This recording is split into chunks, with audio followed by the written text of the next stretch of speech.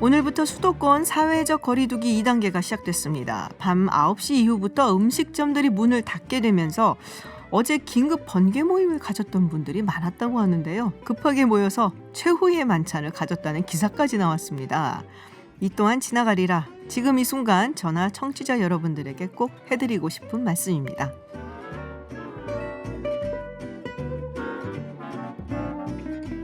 중국 왕이 외교부장이 내일 한국을 찾습니다. 내년 1월에 바이든 행정부가 들어서면 동북아 외교전이 치열해질 것으로 보이는데요. 잠시 후 중국통 강준영 한국 외대 교수와 미리 짚어보겠습니다.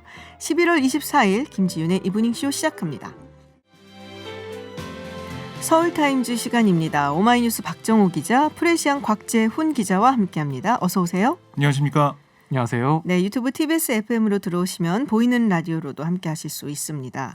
방금 법무부가 윤석열 총장 감찰 관련 브리핑이 있었습니다. 내용 좀 정리를 해주시죠. 네, 결론부터 말씀드리면 추미애 장관이 윤석열 검찰총장 징계 청구하고 직무 배제를 하겠다라고 얘기를 했는데요. 여러 가지 감찰 사실로 드러난 것들을 얘기를 했습니다.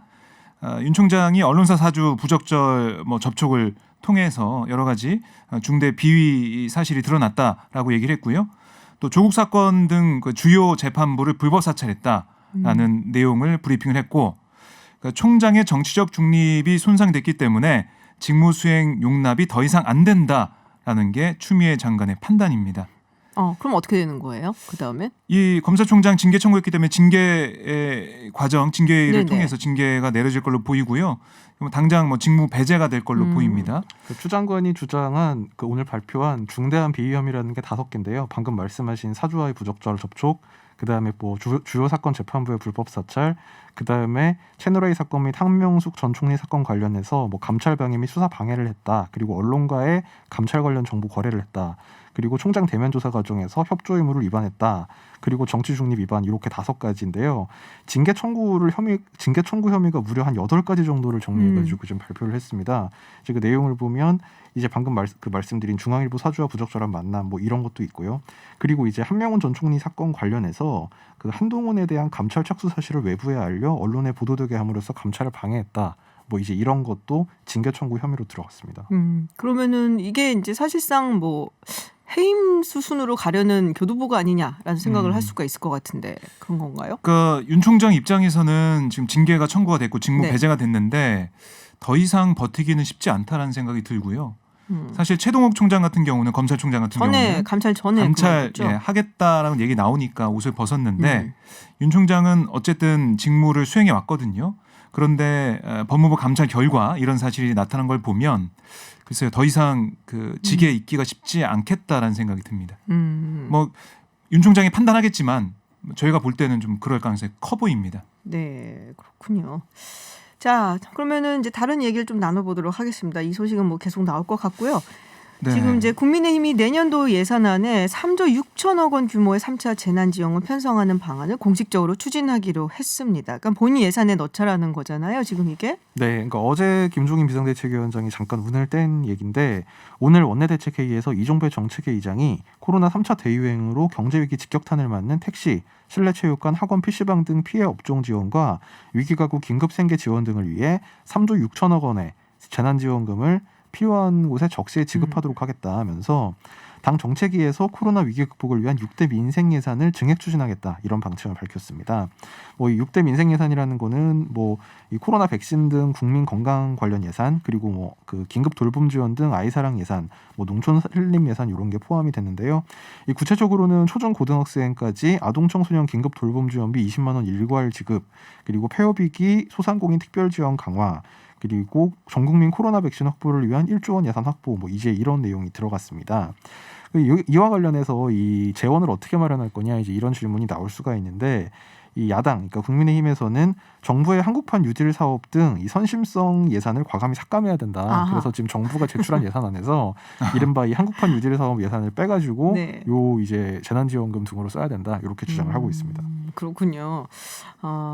자, 민주당 입장은 어떤지 궁금한데 일단은 이재명 지사가 3차 재난지원금 이야기를 네. 빨리 해야 된다라는 얘기에 대해서는 좀 난색을 표했다라는 얘기를 저희가 어제 전해드렸거든요. 그렇습니다. 예, 본 예산에 넣는 것에 대해서 어떻게 생각하고 있나요? 그러니까 민주당 입장에서는 본 예산 처리가 먼저다. 그러니까 지금 이 재난지원금을 본 예산 지금 논의하고 있는데 여기 넣어서 하기에는 뭐 시간상으로나 아니면 절차상으로나 어렵다라는 얘기를 하고 있고요. 12월 2일까지 본 예산 처리를 빨리 마치고 재난지원금에 대해 논의를 하는 게 맞다라고 얘기를 하고 있습니다. 근데 우리 예산 12월 2일 날 마친 적 거의 없지 않아요? 한 번도. 거의 없는데 21대 국회는 일하는 국회를 표방하고 있기 때문에 그래서 12월 2일까지 마치겠다. 네, 그런 생각을 좀 하고 있고 특히 말씀하신 것처럼 국민의힘에서는 이 감액을 하겠다는 거 아닙니까? 한국형 뉴딜 예산 감액을 하겠다는 거기 그쵸. 때문에 이걸 용납하기가 쉽지가 않죠. 민주당은. 용납은 불가능하다는 얘기를 대통령 좀 하고 사업이니까. 있고 그러니까 3주 동안 그러면 정말 뭐 했냐. 그동안 예산안 심사할 때는 물론 코로나19가 이렇게 빨리 퍼지고 심각해지질 몰랐다고는 하지만 그동안 가만히 있다가 왜 이제서야 갑자기 본 예산에 넣자고 나오느냐 이런 비판을 좀 하고 있고요. 민주당 내에서는 이런 얘기도 하더라고요. 아니 이게 국민의힘이 지금 너무 힘들잖아요. 사실 공수처 문제도 힘들고 가덕도 신고한 문제 때문에 또 내부 분열 얘기도 있고 하기 때문에 이 뭔가 판을 좀 흔들려는 그런 하나의 카드로 재난지원금 얘기를 들고 나와서 본 예산에 넣자라고 하는 게 아니겠느냐 이런 얘기까지 하고 있습니다. 그러니까 민주당 입장은 일단 안 넣겠다는 거군요. 그렇습니다. 지금 예산은 어떻게 되어가고 있나요? 진짜 예산 시즌이네요. 생각을 해보니까.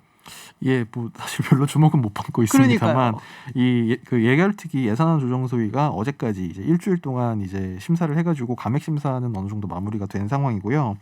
그래서 지금 오늘부터 이 예결위원장, 그러니까 정성호 위원장과 민주당, 국민의힘 양당 간사가 3인 협의체를 이제 통해서 심사 보류 사업에 대해서 이제 다시 심사에 들어갑니다. 이게 그러니까 1차 심사에서 보류된 안건 211건 정도, 그 다음에 이 한국판 뉴딜 관련은 이제 추후에 일괄 심사를 하기로 했기 때문에 요 관련 예산 89건이 이제 그 대상이 되는데요. 지금 이제 여기서 이제 여야 간 입장 차이가 좀 조정이 될 걸로 보이는데 과연 조정이 될지 그냥 대립만 계속 이어질지는 좀 더 봐야 됩니다만 아무튼 뭐 일종의 그 과거에 좀 비판을 받았던 뭐 소소위랑 비슷한 이제 협의체 형식인데 결국 이제 여기서 여야 간에 이제 의견이 조율될 걸로 보입니다. 사실 이제 끝나거나 이게 거의 마무리쯤 들어가게 되면은 항상 나오는 언론 기사들이 있잖아요. 네. 알고 봤더니 지역구 선심성 예산 뭐 챙겼더라. 뭐 이런 그렇죠. 얘기도 막 나와서 누가 쪽지 가장 많이 예산 챙겼나. 뭐 이런 것들. 네, 그래서 맞아요. 보통 항상 나오는 게 밀실, 쪽지 뭐 이제 이런 건데 그렇죠. 쪽지는 아직 안 나왔고 뭐 밀실은 뭐 이걸 밀실이라고 봐야 될지 모르겠는데 하여튼 아까 말씀드린 대로 뭐 과거의 비판의 대상이었던 소소위랑 형식상으로는 지금 상당히 비슷하게 됐습니다. 그렇군요. 자, 그리고 이 국회 정보위원회 법안 소위에 이 국가정보원법 개정안이 상정이 됐는데 이거에 대해서 그 반대를 해서 야당에서 그 여당 의원들끼리 단독 처리를 했다라는 얘기가 있습니다. 네, 이거 국정원법 개정안을 보면 대공수사권 이관과 함께 국정원의 직무 범위에서 국내 정보를 삭제하고 방첩 대테러 등으로 규정하는 등의 내용이 담겨 있고요. 또 국정원 직원에게 금지되는 정치 관여 행위를 명확히 하고 국회 정보위 제적위원 3분의 2가 대상을 특정해 요구할 경우에는 관련 정보를 공개하도록 했습니다. 그러니까 오늘 소위에서 쟁점이 된 부분은 바로 대공수사권 부분이에요. 네. 그러니까 정부가 추진하는 국가수사본부 같은 독립된 수사기구로 이 대공수사권을 이관하는 부분이 쟁점이 됐는데 민주당은 뭐 이게 대공수사권을 넘겨서 좀 어떻게 보면 비대해진 경찰 쪽이 비대해지는 그런 부분이 있기 때문에 염려하는 부분을 받아들여서 이 대공수사권을 이관하되 3년을 유예하자 이렇게 안을 제시했어요. 3년 유예 안을 제시했지만 국민의힘은 대공수사권 이관 자체를 반대를 했습니다. 그래서 국민의힘 의원들이 찬성할 수 없다면서 오전 소위 도중에 회의실을 떠났는데 그러자 민주당은 오후에 이 민주당 단독으로 소위를 속개를 해서 3년 유예안이 포함된 개정안을 처리를 했습니다. 아하. 그래서 이거 이번 주 금요일 27일 정보위 전체위에 상정해서 처리 절차를 밟을 것으로 보이는데 민주당 김병기 의원 얘기를 좀 들어보니까 국민의힘과 모든 조항에 합의했고 3년 유예안까지도 제시해서 어느 정도 접근을 받지만 합의가 안 됐다. 이게 어떻게 보면 평행선을 계속 달렸기 때문에 더는 이견이 좁혀지지 않는다고 양당에서 인정을 했다. 근데 우리 당이 이렇게 단독으로 처리해서 이건 좀 유감 생각한다. 이 정도의 뜻을 밝혔고요. 반면에 하태경 국민의힘 의원은 좀 강하게 반발을 했습니다. 이게 50 회기법이다라고 비판을 했고요. 국내 정치에 악용할 우려가 있어서 정부와 수사를 분리했던 것인데 국내 정보를 독점하는 경찰이 수사권을 그러니까 대공수사권을 가져가게 되면 이게 어떻게 보면 경찰이 비대해지고 정보와 수사를 다 가지고 있는 그런 조직이 되는 게 아니냐라고 반발했습니다. 그러면서 박종철 고문치사로 악명 높은 남영동 대공무실을 운영한 50 시절의 치안본부 보안국을 부활시키는 것이다. 이렇게 또 비판했습니다. 그 3년 유예를 얘기를 했는데 그 기간 중에 사실 경찰에서 가장 위험하다, 뭐 위험하다고 말하면 경찰분들한테 모욕이 될 수도 있겠지만은 우려되는 조직이 그 부분이잖아요. 정보 경찰. 그렇습니다. 이번 뭐 검경 뭐 수사권 조정하고 그럴 때 항상 계속 얘기가 나왔었는데 네. 아직까지 시행이 안 됐던 부분이 정보 경찰을 어떻게 독립적으로 떼놓은 기관으로 만들어서 조금 뭐랄까요 경찰력이 말씀하신 것처럼 비대해졌는데 이런 우려를 씻어낼 수 있을까? 근데 요 부분에 대해서는 사실 굉장히 논의가 별로 안 됐어요. 그러니까 검찰 개혁에 많이 집중이 돼 있어가지고요. 네, 경찰 부분을 좀 예. 빼먹은 게 있죠. 그래서 이 정보 경찰을 이슈를 어떻게 다룰 것인가, 요게 3년 내에 좀 결판이 나야 되지 않을까. 그렇지 않으면 이런 우려는 네. 사실 좀 계속 나올 수밖에 없다라는 생각이 좀 드네요. 그렇습니다. 자, 이 공수처를 둘러싼 공방은 오늘도 계속됐습니다. 민주당은 어쨌든 뭐 후보 추천위를 하든 말든 공수처법 개정하겠다라고 지금 한 거예요, 그렇죠? 네, 뭐 사실상 이제 그런 입장을 밝히고 있는데요. 오늘 이낙연 대표 의원총회에서 한 얘기를 들어보면 이 대표가 이렇게 얘기했습니다. 어제 국회의장 주재로 열린 이 여야 원내대표 회담에서 이 공수처장 후보 추천위원회를 다시 소집하기로 했는데 그렇게라도 문제가 풀리길 바란다. 그러나 우린 우리대로 공수처법 개선의 절차를 진행해야겠다. 이렇게 대놓고 얘기를 했습니다. 이 대표는 그 이유에 대해서 어떤 경우에도 공수처가 연내 활동을 시작해야 하기 때문이라면서 공수처 출범을 방해하려는 어떤 시도도 용납하지 않을 것이다. 이렇게 경고했습니다. 다만 이 소위 말하는 범진보 진영 안에서도 이제 민주당의 이런 움직임에 대해서는 좀 우려가 있는데요. 정의당 장혜영 원내수석 부대표는 지난해 공수처법 처리할 때 가장 큰 명분은 야당의 비토권 아니었냐면서 이 민주당의 이 최근 이런 움직임은 명분도 신뢰도 없다 이렇게 비판하기도 했습니다.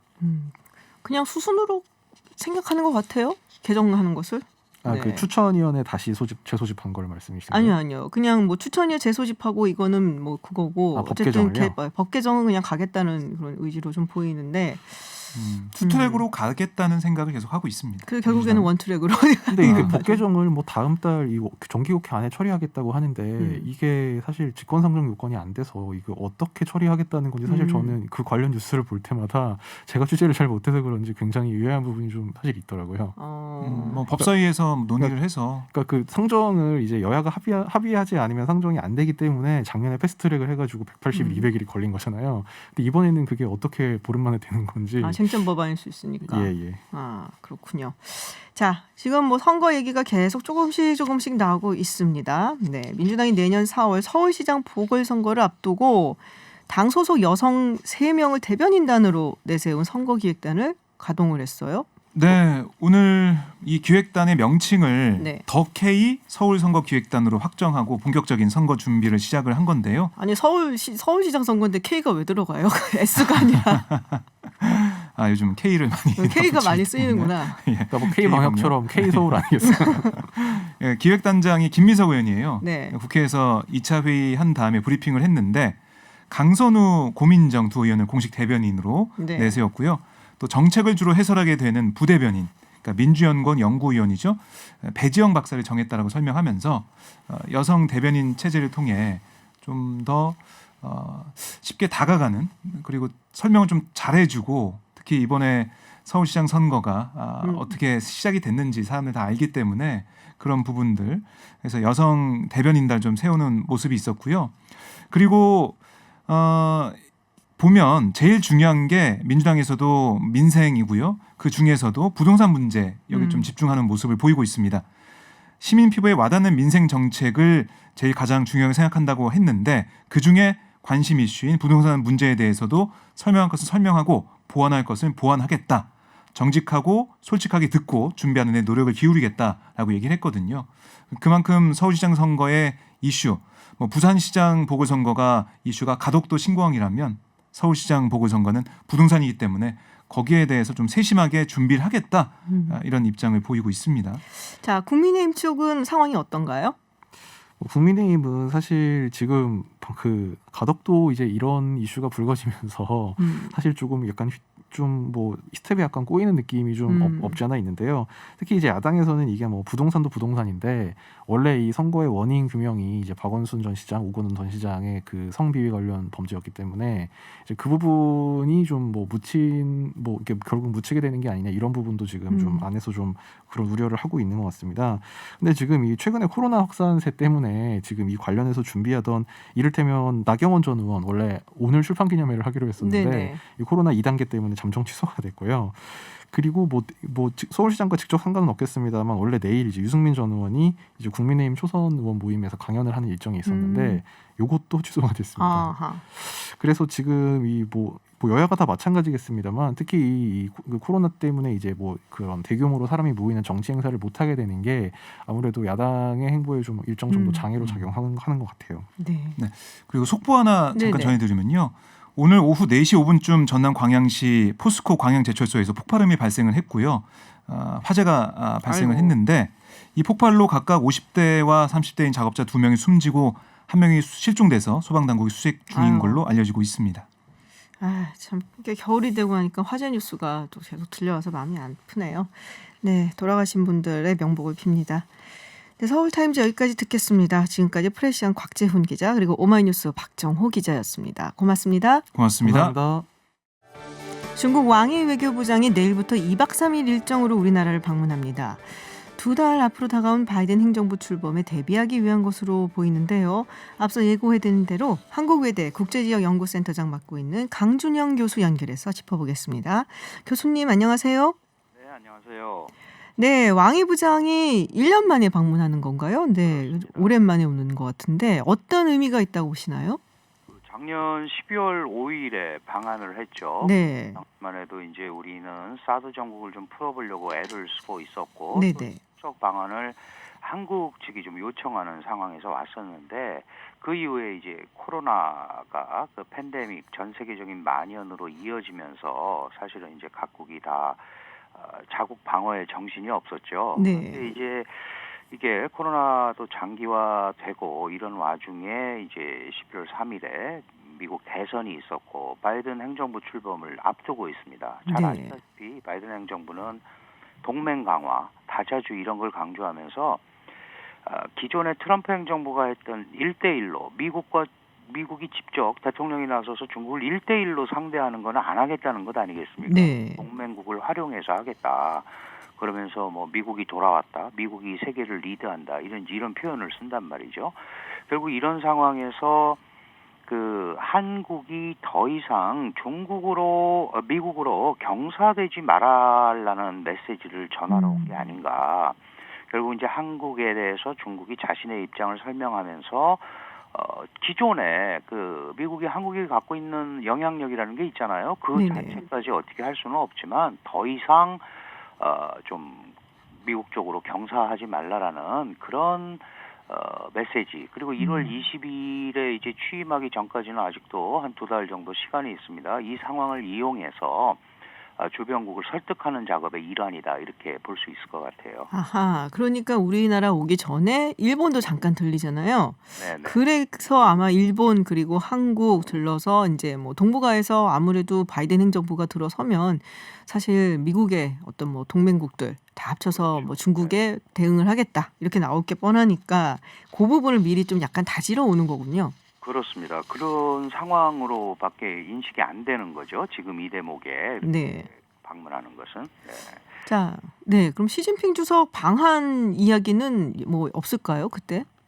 그 사실 이렇게 국무위원이잖아요. 네. 중국의 실질적인 외교 사령탑이고 물론 강경화 외교장관의 그 초청으로 왔습니다마는 문 대통령도 지금 예방하게 돼 있단 말이죠. 네. 그러니까 가능한 범위 내에서는 아마 그런 얘기들을 할 거예요. 그런데 지금 이제 우리나라가 코로나 3차 뭐 대유행 이런 얘기들도 나오고 있고 그러다 보니까 이게 어디까지 얘기가 진전이 될지는 모르겠습니다. 그런데 지금 말씀하셨습니다마는 이 미일 동맹 같은 경우는 그 전에 아베 총리 때부터도 돈독한 관계를 유지해 왔었고요. 네. 한미 동맹은 약간 좀 불편한 관계에 있었던 것도 사실이거든요. 특히 트럼프 대통령의 그 일종의 동맹을 돈으로 환산하려는 그 국방비 증액 요구라든지 주한미군 주둔비에 관한 뭐 이런 얘기들이 많았는데 지금 하원에서 한미동맹 강화 결의안도 냈단 말이죠. 네. 이렇게 되다 보면 한미일 삼각 안보 공조가 더 돈독해질 수 있다. 이제 이런 생각을 하게 되는 거고 그런 연장선상에서 급하면 시 주석이 방한할 수도 있습니다. 그런데 지금 제가 볼 때는 방한을 하게 되면 그 날짜상으로는 12월 초 정도밖에 없는데 왜냐하면 네네. 중순부터 경제공작회의라고 아주 중요한 아하. 그 내년 경제 청사진을 짜는 회의가 있고 이 시 주석이 직접 주재를 하거든요. 네. 그런 상황이라면 그거밖에 없는데 지금 현재 한국 코로나 상황이 좀 변수가 될 수 있고요. 그리고 최근에 지금 트럼프 대통령이 대선 패배를 인정하는 듯한 여러 가지 이제 모습들이 나오기 때문에 분위기상 이제 바이든 행정부 뭐 인선도 어느 정도 내부적으로 얘기가 나오고 있고 이러니까 네네. 그게 이렇게 우리로서도 지금 이 대목에 쉽게 이렇게 접근할 수 있는 문제는 아닌 것 같습니다. 약간 좀 그 부분은 조금 두고 봐야 될 것 같다라는 생각이 좀 드네요. 왜냐하면 많은 분들이 시 주석이 방한을 하면 한학령이 드디어 해제되는 게 아니냐 뭐 이런 이야기들을 했었거든요. 네, 그렇습니다. 그 사실은 시 주석 방안이 갖는 의미가 여러 가지가 있는데 지금 이제 사드 보복 문제가 해결이 안 됐잖아요. 네. 우리는 이제 그 사드 보복을 자꾸 풀어달라고 그러는데 중국은 자신들이 내린 적이 없기 때문에 풀고 말 것도 없다라는 게 입장이에요. 그 원래 하는 거잖아요. 그렇게 다들 중앙에서 안 했고 알아서 돌았는데 우린 그런 적 없는데 이러잖아요. 그런데 이제 방안을 한다라는 의미는 그런 부분을 일정 부분 해소하겠다라는 의미가 담겨 있는 겁니다. 근데 이제 네. 걱정되는 건 뭐냐하면 이 정상회담이라는 거는 기본적으로 결과가 있어야 되지 않겠습니까? 아무거나 뭐 얘기할 수는 없는 그렇죠. 거고 뭔가 둘이서 공동 성명도 내야 되고 합의 사항도 얘기를 해야 되는데 그렇다면 과연 우리가 줄 수 있는 게 뭘까를 한번 또 생각을 해봐야 됩니다. 예를 들어서 시 주석이 온다면 이 한한령이라든지 이런 부분에 대해서는 긍정적인 효과를 얻을 수 있지만 예를 들면 뭐 중거리 탄도미사일 조약 INF 조약을 네네. 작년 8월에 깼고 그렇죠. 트럼프 대통령이 뭐 공공연하게 한국이나 일본에 중거리 미사일 배치하겠다 중국을 겨냥해서 뭐 이런 얘기들도 했었고 이러다 보니까 그런 거 하지 말라라든지 그다음에 인도 태평양 전략에다가 최근에 얘기되고 있는 쿼드 플러스 3 이제 한국, 베트남, 뉴질랜드가 더 들어가는 건데 네네. 여기에도 좀 중립적 자세를 취했으면 좋겠다. 이제 이런 얘기들을 뭘 하고 그거를 공동으로 좀 담아내야 되는 그런 과정이 필요한데 지금 바이든 행정부가 아직 출범을 안 했잖아요. 그렇죠. 우리가 한미 간의 그런 합의나 얘기가 안 된 상황에서 떨렁 해줄 수 있는 게 있을까? 이런 고민들도 우리 정부에서도 좀 해야 되는 상황이기 때문에 만약에 오게 된다면 긍정적인 면도 분명히 있지만 거기에 대해서 뭔가 대안적으로 내줄 수 있는 부분이 있는지에 대해서는 좀 고민을 해야 뭐 하고 있겠습니다만은 깊게 해야 될 것 같아요. 네네. 그러니까 오더라도 굉장히 좀 부담스러운 상황이 연출될 수 있다라는 말씀이신 것 그렇습니다. 같고요. 네. 자, 그리고 뭐 뉴스 다 들으셨겠지만 이 바이든 행정부의 그 외교 수장이라고 할 수 있는 사람들이 이제 속속 이야기가 나오고 있습니다. 그렇습니다. 네. 네, 뭐 오랜 바이든의 뭐라 그럴까요? 아바타라고도 얘기를 하고 그리고 굉장히 오랫동안 20년 가까이 해왔죠. 토니 블링컨이 다음 국무부 장관으로 지명이 됐고 그리고 상당히 어린 제이크 설리반이 국가안보 보좌관으로 지금 지명이 됐어요. 이 두 사람 뭐 성향이야 다 잘 아시겠지만 우리 교수님께서 앞으로 그러면은 이 중국 관련해서 한국이 처하는 입장이나 이런 것들이 어떻게 될지 또 북한에 있어서는 또 어떻게 될지 전망을 하시나요? 예, 사실 중국 같은 경우는 어차피 이제 대세가 기울었고 내부적으로 바이든 행정부 출범을 기정사실화 내부적으로는 했습니다. 네네. 그리고 블링컨 국무장관 내정자가 이제 뭐 실질적으로 이제 국무장관을 맡을 텐데 이분이 그 한반도 문제 이해가 굉장히 깊잖아요. 그리고 네. 대북 강경파고. 그런데 중국에서도 그 트럼프 대통령의 불확실성, 1인 위주, 개인기 위주의 이 불확실성보다는 그래도 시스템적으로 바이든 행정부가 움직인다면 불확실성이 좀 제거될 수 있지 않느냐. 일정한 게임의 규칙이라고 그럴까요? 룰을 만들 수 있겠다 하는 생각도 하는 것 같아요. 네. 그러니까 중국도 그렇게 된다면 트럼프의 일방주의보다는 비록 그 북한에 대해서 강경론적인 입장을 취하고 있는 내각 인선이 있지만 어쨌든 좀 얘기할 공간이 있지 않겠니라고 생각을 하는 것 같은데 저는 사실은 오바마 행정부 그 소위 전략적 인내가 뭐 다시 될 거냐 안 될 거냐 이런 얘기가 많지만 그런 차원이 아니고 다시 한번 중국의 역할을 강조할 가능성이 커집니다. 이렇게 된다면 중국이랑 얘기하면 결국은 북한 문제가 한반도 불안의 근원인데 이 부분에 대해서 중국이 일정한 역할을 해줘야 될 것 아니냐. 네. 지금까지는 사실은 트럼프 대통령이 내가 풀겠다 그러고 나섰던 것 아니겠습니까? 그래서 네네.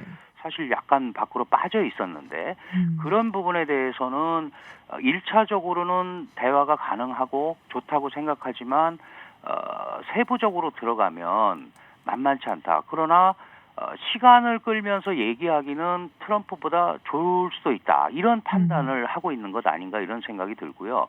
북한도 단순하게 혼자서 결정을 내리고 하기는 굉장히 어렵습니다. 왜냐하면 바이든 행정부 자체가 바이든 대통령 자체가 외교 전문가고 이미 뭐 몇십 년간 북한 문제를 다뤄왔었고 중국하고도 나름대로 관계를 가지고 있고 이렇기 때문에 이런 부분에 대해서는 북한과 중국 간의 협력 같은 거는 더 강화될 소지가 있죠. 그렇게 된다면 지금 한국이 이제 북한과의 교류 활성화를 통해서 나름대로 활로를 모색하는 그런 걸 계속 추진한다면 이 다자 틀에서 움직이는 이 구조에서는 약간의 어려움도 한국 정부 지금 스탠스라면 어려울 수도 있다 그런 생각이 들기 때문에 미국과 중국과도 더 긴밀한 소통을 하는 게 핵심 사안이 아닌가 이렇게 생각이 됩니다. 사실 옛날에 블링컨이 그 경제 제재를 북한에 내려서 그 핵 문제를 해결을 하는 데 있어서 경제 제재를 굉장히 이제 세게 들어가는데 중국이 안 도와주고 자꾸 뒤로 뭘 넣어주니까 이게 안 된다는 얘기로 그렇습니다. 비판 많이 했었거든요. 네네. 그러니까 결국 중국의 역할을 분명하게 강조할 거다. 그럴 때마다 지금 이제 방한하는 왕이 그 국무위원 겸 외교부장이지만 그 당시도 외교부장이었고 그 북한은 우리가 마음대로 다룰 수 있는 상대가 아니고 북한도 주권국이고 북한이 결정한다 이러면서 계속 빠졌었단 말이죠. 그런데 왜 이렇게 계속 도와주냐 그럴 때 왕이 부장이 아주 재밌는 말을 했어요. 민생에 관한 것은 우리가 계속 지원한다. 북한을 망하게 할 수는 없지 않겠느냐. 그러면 그 민생에 관한 부분들이 어디까지 포함되느냐 그랬을 때 왕이 부장이 아주 애매한 답을 했어요. 여러분이 생각하는 그런 거다.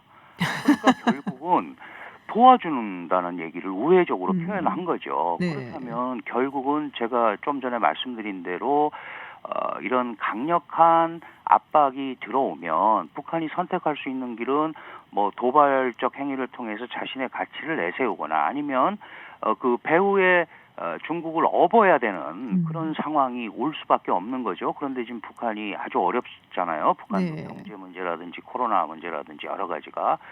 그래서 조금 새로운 국면으로 전개될 가능성이 있다. 이 새로운 국면이라고 하는 것은 트럼프 대통령에 대항했던 이 트럼프 대통령과 얘기했던 방식 이런 거는 더 이상 바이든 행정부에서는 안 통할 수 있다라는 생각을 하고 북한이 지금 장고에 들어갔다 저는 이렇게 보고 있습니다. 알겠습니다. 자, 오늘 말씀 여기까지 듣도록 하겠습니다. 네, 교수님 고맙습니다. 네, 감사합니다. 네, 지금까지 강준영 한국외대 국제지역연구센터장과 이야기 나눴습니다. 네, 인터넷을 달고 화제의 뉴스를 알아보는 클릭한 뉴스 김혜지 아나운서와 함께합니다. 어서 오세요. 안녕하세요. 김혜지입니다. 네, 유튜브 TBS FM으로 들어오시면 보이는 라디오로도 함께 하실 수 있습니다. 자, 맨홀 뚜껑 20만 개가 이게 중국산인데 국산으로 둔갑을 해서 유통이 됐다는 얘기가 있습니다. 네. 이러면은 뭐 어떤 문제가 있는 건가요? 안전에 문제가 있는 건가요? 아무래도 그게 가장 아하. 크겠죠. 관세청 서울본부 세관에서 지난 10월부터 맨홀 뚜껑 원산지 표시 일제 단속을 실시했습니다. 네. 말씀하신 대로 중국산 맨홀 뚜껑을 국산으로 둔갑 유통시킨 업체가 무더기로 적발이 됐는데요. 어이구. 단속 결과를 보면 고의적으로 원산지를 제거하는 손상 행위를 포함해서 원산지 표시 규정을 위반한 11개 업체가 있었고요. 네. 이들이 유통시킨 물품은 약 20만 개, 188억 원 상당에 이릅니다. 구체적으로 좀 보면은 네네. 수입 당시에 맨홀 뚜껑에 Made in China 가 이제 표시가 돼 있어요. 네네. 근데 국내에서 도금 작업을 해가지고 원산지를 지운 채 판매를 한 겁니다. 공공기관에 납품하는 맨홀 뚜껑의 경우는 국산 제품만 아하. 납품이 가능하거든요. 그렇겠네요. 근데 이 해당 업체들은 중국산 물건에 표시된 메이드 인 차이나를 제거를 해서 수도계량 기용과 신호등용 맨홀 뚜껑으로 유통한 것으로 드러났습니다. 아이고. 이게 지금 보면 국산 맨홀 뚜껑 중에 가장 많이 사용하는 그 상하수도용 규격을 보면요. 국산 같은 경우는 55,000원 정도, 중국산은 18,000원 정도. 어우, 값이 굉장히 차이 나네요. 그러니까 이게 국산으로 둔갑시켜서 납품을 하면 개당 한 36,000원 정도 폭리를 취하게 되는 거죠. 아이고.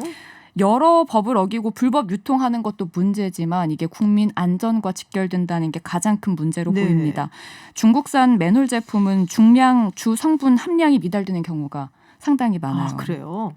상하수도용으로 가장 많이 사용되는 맨홀 제품 보면은 중량의 최저 기준이 113kg이거든요. 근데 중국산 제품은 70kg대가 대부분입니다. 그럼 차이가 굉장히 많이 나네요. 그렇죠. 이렇게 되면 내구성이 떨어지고 네. 파손되기 쉽겠죠. 그러면 차량과 보행자 안전에 심각한 위협을 가할 수 있고요.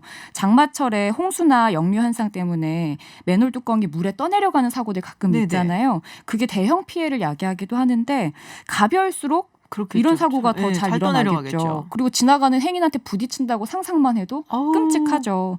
실제로 이런 문제를 일으키는 맨홀 뚜껑이 불량인 경우가 많았습니다.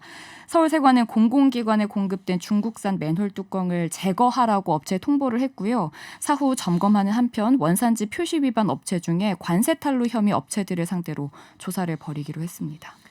이게 안전과 관련된 거기 때문에 네. 좀 더 철저하게 단속을 하고 맞습니다. 그리고 사례를 좀 적발을 해야 되지 않을까 생각이 네. 듭니다. 자, 두 번째 뉴스는 뭐 역시 약간 중국이랑 관련이 되어 있는데 네. 옛날 중국이랑 관련된 뉴스예요. 네. 제주도에서 중국 유물이 발견됐다. 왜 중국 유물이 제주도에서 발견됐죠? 왜일까요? 누가 중국 사람이 왔다 갔나요? 그쵸, 왔다 갔다 한 네. 것 같아요. 근데 아이러니하게도 첫 소식은 중국의 큰 동그라미, 문제가 있었던 물건. 이번 소식은 작은 동그라미, 중국의 보물 이야기입니다. 재미가 있어서 두 개를 같이 네네. 가지고 와봤는데 중국의 유물들이 제주 신창리 해역에서 다수 발견이 됐어요. 여러 가지 물건이 있었는데요. 먼저 작은 동그라미, 중국 동전부터 이야기를 나눠볼게요. 동전이요? 네. 발견된 동전은 경덕 원보, 희령 원보, 선화 통보라고 해서 되게 옛날 돈이네요. 그렇죠. 얼마나 옛날이냐면 1004년부터 1125년까지 모두 북송 때에 만들어진 겁니다. 이 동전들 중에 경덕 원보는 고려시대 제주도의 대표적 사찰인 수정사터에서 중국 도자기랑 함께 발견된 적이 있었고요. 네네. 희령 원보는 제주 고내리 유적에서 발견된 사례가 있습니다. 이걸 보면은 문화재청 관계자가 이렇게 얘기를 하더라고요. 제주도 내 육상과 바닷속에서 같은 종류의 유물이 확인된 건 과거 바닷길을 통해서 동아시아 국제교류상에서 제주도의 위치를 가늠해 볼 수 있는 사례가 된다. 굉장히 의미가 있는 사례라고 하고요. 그리고 이번 발굴 조사에서 동전과 함께 중국의 닷돌도 확인이 됐어요. 닷돌은 배를 정박시키기 위해서 갈고리를 던지잖아요. 바닷속으로. 그때 이제 바닷속으로 깊게 들어가게 하기 위해서 같이 다는 돌을 닷돌이라고 하는데요. 네. 이 바다에서 닷돌을 줄에 묶어서 이렇게 끌어올리는 장면이 사진으로 같이 올라와 있는데 진짜 그냥 예술 작품 같아요. 그래요? 네, 빨간색 풍선 4개가 이렇게 닷돌을 끌어올리는데 너무 아름답더라고요. 한번 보시면 좋을 것 같고요. 이 닷돌은 그 동전보다는 조금 뒤에 만들어진 것 같아요. 1127년에서 1279년 중국 남송 때 유물로 확인이 되고 조금 뒤라더니 100년 차이네요. 그렇죠.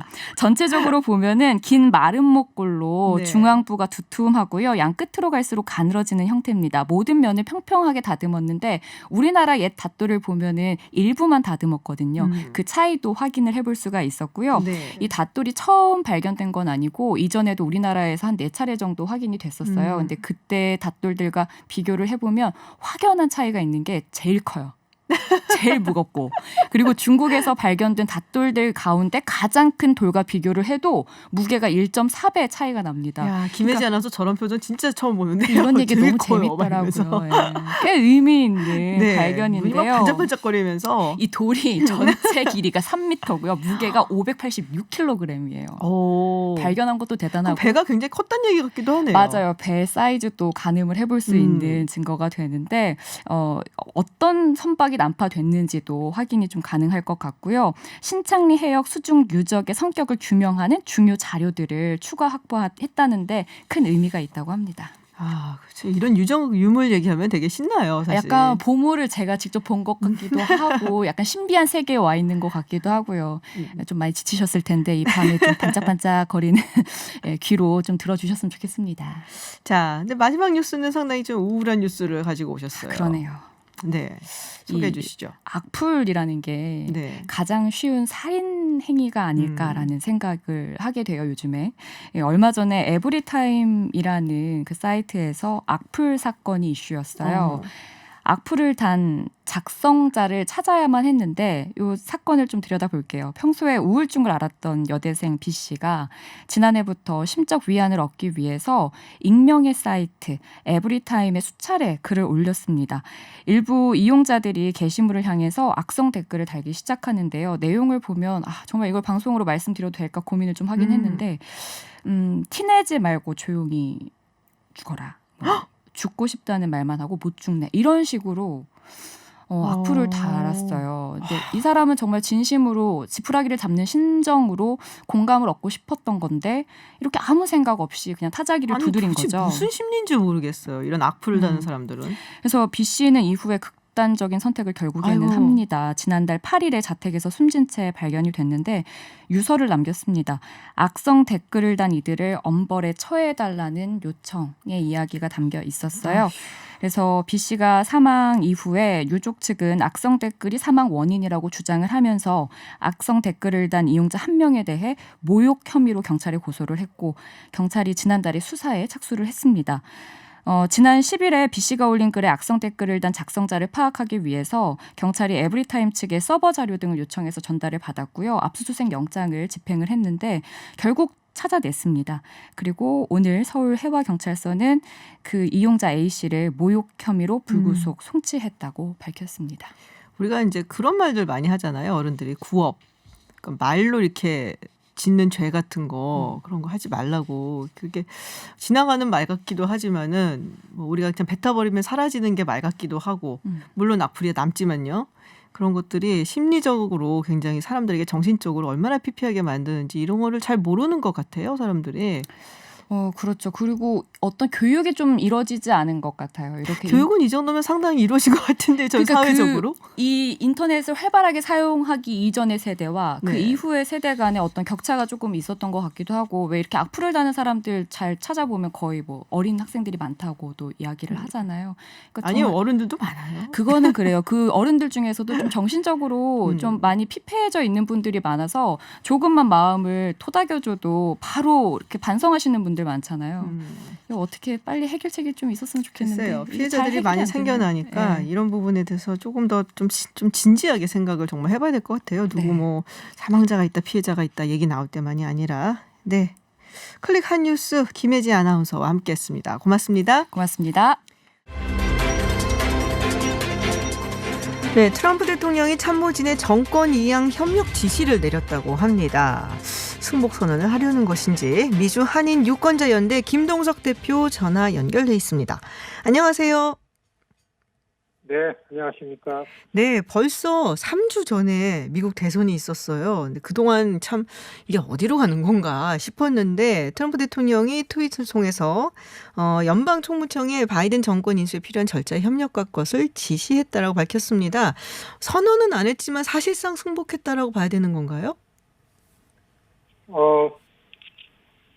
승복했다라는 거하고는 좀 거리가 있는 것 같고요. 네. 할 수 없이, 여론 때문에 할 수 없이, 일단 그래도 계속해서 나는 투쟁할 거다. 그리고서 소송전 속에서 내가 이길 거다. 그런 말을 남기면서 그렇지만 국가 이익을 위해서 그 공무원들하고서 특히 제너럴 서비스니까 총무 관련 조달청인가요? 거기 이에다가 얘기를 했고 또 내 참모진들한테도 바이든 인수팀하고 협력해라라고 얘기를 했다. 그렇게 얘기를 하면서 좀 분위기가 바뀌었죠. 이게 아마 당 내부의 여론하고 그다음에 사실 월요일 23일이죠. 23일 어제에서부터 이제 그 각 주가 공식적으로 누가 이겼다라는 얘기를 하기 시작했어요. 네. 이게 원래 일정을 보면은 12월 8일까지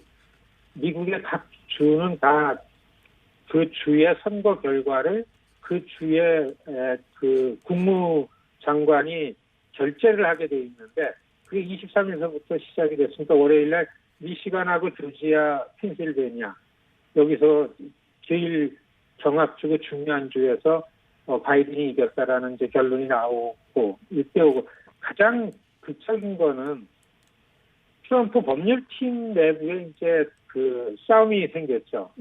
무작정 그냥 어거지로 강경하게 싸우자라고 하는 루돌프 줄리아니에 대해서 공화당 내부에서 굉장히 걱정을 많이 하고 네. 결정적으로 크리스티 주지사가 이제 한마디를 했죠. 네. 제일 가깝게 얘기도 하고 그랬던 크리스티 주지사가 더 이상 안 된다. 이거는 공화당을 위해서도 이렇게 돼서는 안 된다. 이게 망신스럽다. 뭐 이런 얘기를 하면서 줄리아니 법률팀장을 이제 공격을 했죠. 이런 분위기 가운데에서 트럼프 대통령이 이제 그런 그 트위터에 소송이 진행 중이고 아직 끝판이 안 났지만 우리가 이길 거다. 그런데 국가를 위해서 바이든 인수팀하고 협력해 지시했다. 이렇게 워싱턴 분위기가 바뀐 겁니다. 네, 크리스티 주지사가 아마 그런 말을 했던 걸 제가 기억을 해요. 이게 국가적 망신이다라고 얘기를 하면서 변호인단에 대해서 상당히 신랄하게 비판을 했는데, 자 그러면은 뭐 내년 20일이 이 취임식이잖아요. 그럼 그때까지 트럼프 대통령은 어떤 일들을 할 것인지 약간 귀추가 주목이 되거든요. 많은 걸 할 것 같다라는 생각이 좀 들기도 하고 어떻게 보세요? 제가 보기에는 사실 결정적으로 트럼프 대통령이 시간을 끌다가 이번 주 초에 들어오면서 얘기한 게 RNC 공화당이 있잖아요. 네네. 공화당 중앙위원회.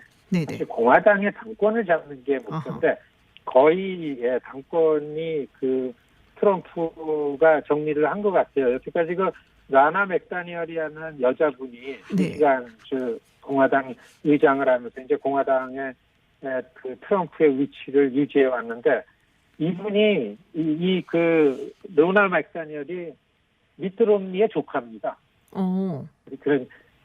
그러면서도 불구하고서 이 트럼프를 공화당 중심으로 세웠는데 이분이 앞으로 2년 더 RNC 의장을 해나가는 정치적 작업을 공화당 내 트럼프 강경파들의 힘을 가지고서 거의 작업이 끝났다 이렇게 보여지거든요. 그렇기 때문에 트럼프 대통령의 시간 끌기의 1차 공화당 당권 장악이라는 부분에 있어가지고 좀 일이 됐기 때문에 이런 입장을 했다 이렇게 보여지고요.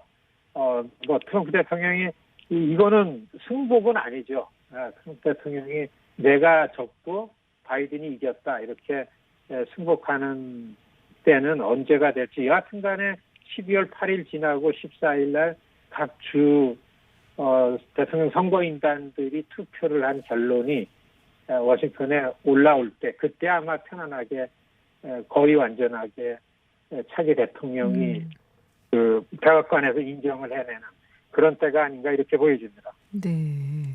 자, 그럼 공화당 이제 전국위원회 위원장 이 자리를 다시 한번 재심을 받을 것 같고, 그래서 그걸 통해서, 그러니까 그 사람을 통해서 트럼프 대통령이 공화당이 당권을 장악을 하고, 뭐 대통령직에서 물러난 다음에도 뭐 다음을 노리든지 뭐 정치적인 어떤 활동을 하든지 할 것 같다는 말씀이신데요. 이 공화당 전국위원회 위원장을 통해서 당권을 장악하면 돈줄을 장악하는 건가요? 그렇다면은? 그러니까 당의 조직을 가지고서 뭐를 할 수 있으니까 돈뿐만 아니라 네네. 그 공화당의 아직 공화당이 여러 가지 계파가 있잖아요. 네네. 무관하고 전통적인 조직이 있고 그런데 자기 열렬 지지층들이 각 주에서 당의 이니셔티브를 잡을 수 있도록 그런 역할을 하는 게 굉장히 중요하죠. 여하튼간에 전문가들은요. 2024년 트럼프 또 나온다. 그리고 트럼프가 그 차기에 관해서도 그리고 당 조직 중앙에 있으면서도 연방의회내 공화당 소속 의원들에 대해서 영향력을 행사하고 이런 권력을 갖고 있어야만 백악관에서 나온 다음에 자신에게 오는 여러 가지들 어려운 문제들이 이제 예상될 거 아닙니까? 네. 이런 것들을 돌파할 수 있기 때문에 정치적 그 힘을 만들어내는 게 목표다. 이렇게 보여지고 진짜 공화당을 보면요. 트럼프 눈치를 아직까지 굉장히 많이 봅니다. 현직들이 더 그래요. 대개 현직이 아니고 공화당 외곽에서 공화당 지지하고 그러던 세력들이 이제 그만해라. 이제 이렇게 돼야 된다. 이러다가 공화당 진짜 망한다. 이런 얘기들은 오히려 주변에서 나오고요. 네. 공화당의 지금 현직 중심에서 힘을 영향력을 갖고 있는 그런 인사들일수록 트럼프 가까이서 별로 움직이질 않고 있으니까. 네. 그리고 마이크 펜스 부통령 존재가 없잖아요. 그렇죠. 아무런 얘기, 발언도 없고, 그런 걸 보면은, 그 테드 크루즈와 마이크 펜스와 마이크 폼페이오, 이 세 인사가 포스트 트럼프로 추측이 되잖아요. 네. 트럼프가 아니면 공화당의 차기를 생각할 때. 차기를 생각하는 사람들은 트럼프 눈치를 많이 보고 강경한 입장을 갖고 있다. 이렇게 보는 게 맞습니다. 그렇군요. 자, 그 바이든 당선인 쪽으로 가보면 뭐 인사 뭐 얘기를 조금 나왔어요. 뭐 지명을 했는데 아직 뭐 확실하게 얘기가 나온 건 아니지만 재무장관에는 최초로 여성을 지명을 할 거다. 이제 옐런 전 연방준비제도 의장 이야기가 나오고 있고요. 그리고 이제 국무장관에는 토니 블링컨 뭐 예상대로 토니 블링컨을 지명을 했고 국가안보보좌관에 아주 젊은 제이크 설리반을 지명을 했습니다. 우리 김동석 대표님께서 보시기에는 이 지명 보고인데 바이든 행정부가 지향하는 방향이 어떤 것인가 혹시 어떻게 보시는지 궁금해요. 사실 지금 조 바이든 그 당선자 팀에서 내각을 만드는 거 아닙니까? 네네. 캐비넷을요. 근데 이게 트럼프가 불복하고서 그리고 이게 그 인수위 활동이 어렵기 때문에 내각 만드는 것도 어렵다라는 어려움보다 바이든 당선자 내부의 그 내분 때문에 이게 더 힘들어요. 사실. 왜냐하면 장관급은 상원을 통과해야 되잖아요. 그렇죠. 그러니까 상원을 예상을 하면서 이제 지명을 해야 되는데 상원이 공화당인 거를 현실을 놓고서 임명을 하자니까 이 당내 좌파들이 이제 걱정이 되는 거죠. 그러니까 사실 당내 좌파들 특히 버니 쪽 계열에 네네. 있는 당에서는 그쪽이 훨씬 세거든요. 그쪽의 눈치를 많이 볼 수밖에 없는 거는 이런 외교안보 팀보다는 국내 이슈들이요. 네네. 재무장관이라든지 지금 말씀했던 그 옐런 연방준비제도 이사회 쪽의 인사나 그다음에 노동이나 복지나 뭐 이런 게 더 민감하잖아요. 이게 네. 이제 빈곤 문제니 경제 문제 때문이냐.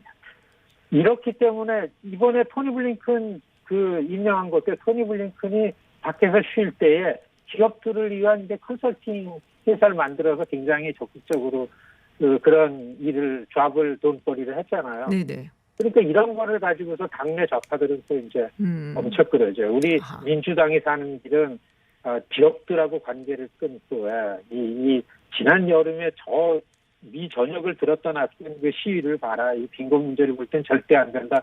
오바마 2008년 그다음에 2012년을 거르면 안 돼. 이런 구호가 민주당 내에 너무 세요, 지금 좌파들이요.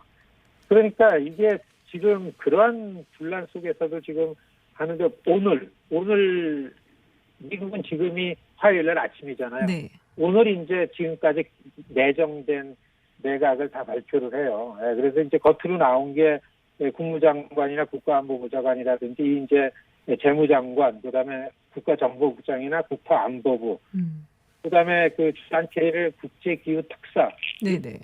바이든 제일 중요하게 여기는 게 이제 외교 안보만 가지고서 국제사회에서 안 된다. 이 기후 변화 이게 가장 힘드니까 여기에서 그래서 이거를 장관급 이상으로다 굉장히 권한을 주는 존 케리를 기후 특별 대사 뭐 이런 걸로 네. 임명을 한 게 어제 아침부터 이제 크게 뉴스에 나오는데 오늘 아마 발표하는 것도 일단은 당내 좌파들한테 비교적 덜 민감한 내각들 명단에 나오지 않을까 이렇게 보여지고요. 자넷 옐런도 사실은 재무장관도 제일 중요하잖아요. 네. 이게 이제 코로나 바이러스의 경기 부양책도 통과시키고 재무장관 노를 담당해 볼 때는 그러니까 공화당 쪽 눈치를 제일 많이 봐야 되니까 우선 이거는 던져놨습니다. 근데 비교적 좌파 쪽에서는 그렇게 크게 반발이 없고 그러니까 무난하게 재무장관 최초의 여성 재무장관이 나오지 않겠는가. 이게 이제 미국에서는 제일 큰 뉴스입니다. 네. 원래 뭐 엘리자베스 워런 상원의원 이야기도 나왔었는데 그 뭐 청문회를 도저히 통과할 것 같아 보이지 않아서 아마도 옐런을 택한 것이 아닌가라는 생각이 좀 드네요. 자, 사실 네. 토니 블링컨이 아니라 수전 라이스였었습니다. 내전. 근데 이게 네네. 상원 통과가 어렵기 때문에 그쵸. 블링컨으로 간 거죠. 네, 뭐 수잔 라이스도 사실 공화당이 굉장히 싫어하는 인사였기 때문에 마찬가지로 뭐 그래서 통과가 못했죠. 어렵고. 오바마 때 그래서 못했습니다. 네. 자, 오늘 마지막 방송인데요. 네, 대표님 그동안 이제 미국에서 워싱턴에서 또 뉴욕에서 아주 뭐 생생한 소식 전해 주셔서 저희가 정말 감사드립니다. 오늘 한 말씀 마무리 인사 우리 청취자분들께 부탁드릴게요. 미국 대단히 어렵습니다. 미국의 주류와 비주류에 나눠진 전선 속에서 지금 시민들이 좌파든 우파든 일반 시민들이 거의 혁명적인 그 힘을 가지고서 목소리를 내면서 기존의 기득권 이 권력들을 엄청나게 그냥 무자비하게 치고 나오는 거예요. 이런 어려움 속에서 오히려 어떻게 보면은 이런 가운데이기 때문에 한반도 정책, 특히 미국 관계에 그 기회가 올 수 있을 거다. 가장 중요한 거는 워싱턴 내 한국에서는 초당적인 목소리를 내는 게 가장 중요하다. 그러니까 반대하고 입장이 다른 의견이 전달되지 않게 하는 게 내 의견을 전달하는 거에 비해서 훨씬 효율적인 그런 어프로치 방식이다. 반드시 초당적인 목소리를 가지고 바이든 정부 때의 미국 관계, 남북미 관계 변화 이끌어올 수 있다. 국민 여론을 하나도 만드니까 훨씬 중요하다. 이런 말씀을 드리고 싶습니다. 네, 네, 알겠습니다. 네, 대표님 그동안 감사했습니다. 네, 고맙습니다. 네, 지금까지 김동석 미주 한인유권자연대 대표였습니다. 네, 승재현의 사건 파일, 승재현 한국형사정책연구원 연구위원과 함께합니다. 어서 오세요. 네, 안녕하십니까. 네, 유튜브 TBS FM으로 들어오시면 보이는 라디오로도 함께하실 수 있습니다.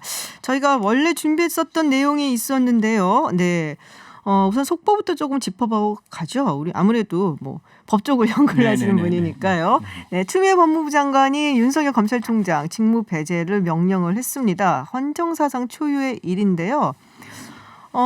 구체적인 사유가 무엇인지 좀 들어보려고 하는데 먼저 추미애 장관 발표 내용부터 브리핑 내용부터 조금 들어보시죠. 예. 검찰총장의 심각하고 중대한 비위 혐의를 다수 확인하였습니다. 첫째, 언론사 사주와의 부적절한 접촉 사실.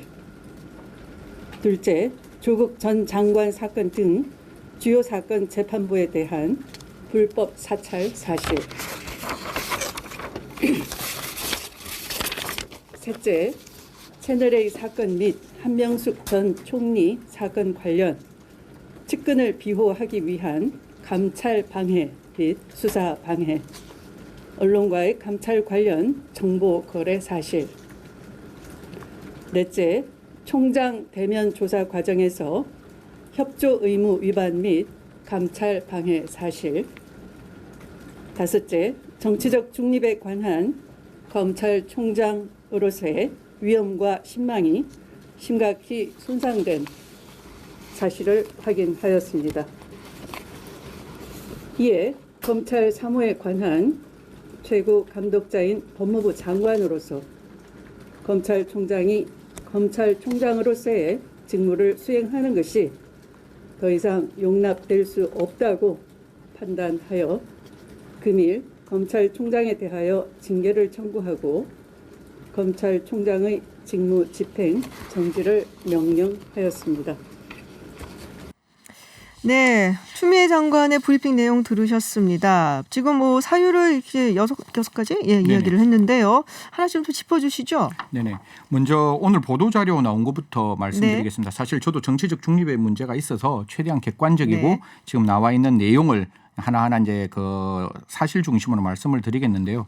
먼저 대검 법무부에서 나온 그 보도 자료에서는 지금 우리가 이야기했던 이 공개되는 어떤 내용은 징계 청구권의 내용으로 확정된 사실이 아니다. 그래서 여기에 대해 주의해서 이제 좀 발표를 해달라라고 이야기를 했는데 먼저 법무부에서는 한 8가지 혐의를 이제 징계 혐의로 생각을 했습니다. 첫 번째는 중앙지검장 재직 시에 이제 사건 관계자 이제 그 당시에 변희재 씨가 뭐 태블릿 PC 때문에 뭐 이거 나와 있는 내용인가 실명 그대로 밝히도록 하겠습니다. JTBC에 있는 사주와 이제 만났다라고 하는데 이게 검찰 윤리 강령 14조에 보면 어떻게 나오는가 하면 사건 관계인과 정당한 이유 없이 만나면 안 된다라는 게 들어와는 있어요. 그래서 과연 정당성이 있느냐 없느냐가 이제 법적으로 다투어질 거라고 이제 생각을 하고 두 번째는 이 부분은 조금 심각할 수 있는 부분인데 만약에 이게 사실이라면 대검 수사정보정책관실에서 지금 이제 그 주요 사건들 뭐 우리가 하는 선거 사건이라든가 이런 사건들이 많았잖아요.